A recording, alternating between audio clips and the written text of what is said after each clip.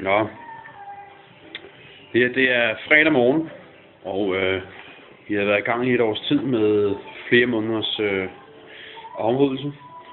Men projektet er at understøbe fundamentet med ca. 30 cm.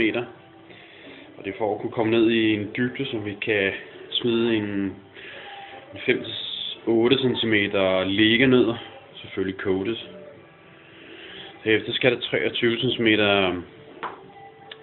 isolering på. Det er jargonplader med grafit i, som svarer til 30 cm flamingo. Og det er jo lovkravet i dag jo. Derefter skal der jo 10 cm beton på med gulvvarmeslanger. Det mangler, i dag skal vi støbe 4 steder. Vi har 4 forskellige gjort klar, og jeg graver simpelthen ned langs huset, eller fundamentet. Og så graver vi ind under fundamentet. Og dagen inden jeg skal støbe, der ligger jeg og skraver alt jorden af med en skruetrækker, marsel og stålbørster, og så bagefter så spuler jeg det med vand. Simpelthen for at være sikker på, at al jorden er væk.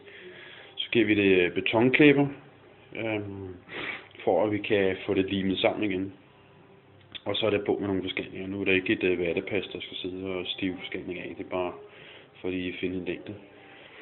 Så det er altså dagens projekt at få støbt. Og når jeg er færdig med det, så mangler jeg 4 støbninger tilbage. Og det klarer vi i en omgang. Og så er vi færdige.